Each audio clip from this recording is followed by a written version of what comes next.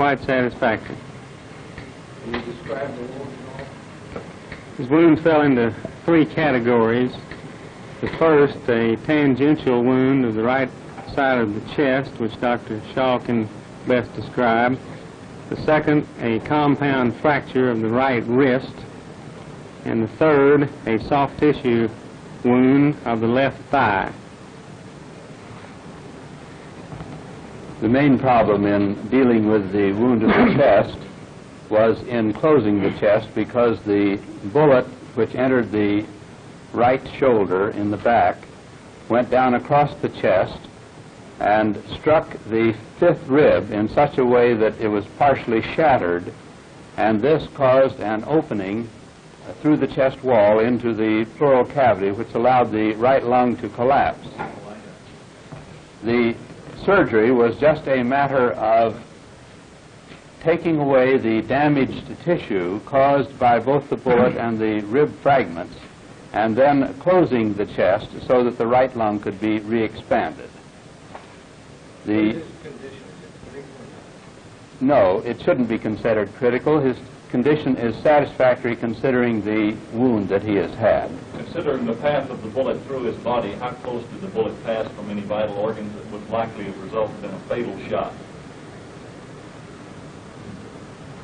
The closest vital organ, I suppose, would have been the heart, and it was at least 6 inches away from the heart.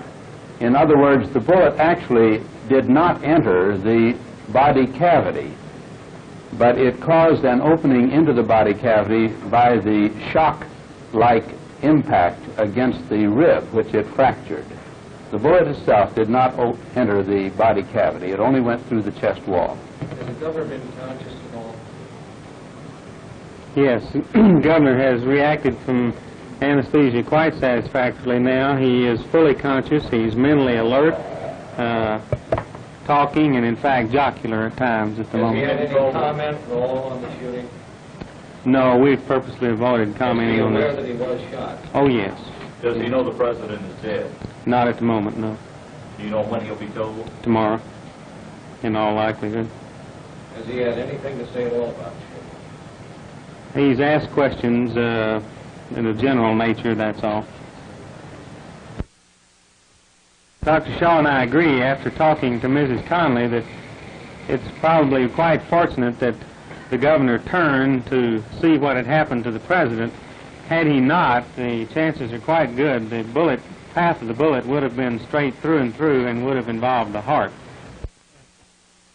I'm Julian Reed, R-E-A-D, aide to Governor Connally.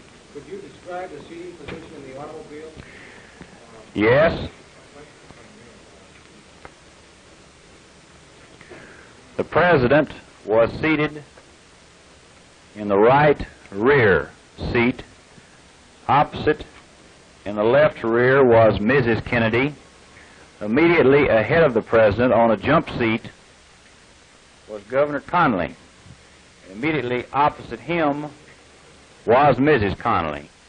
Farther up, of course, we had Secret Service, as you know.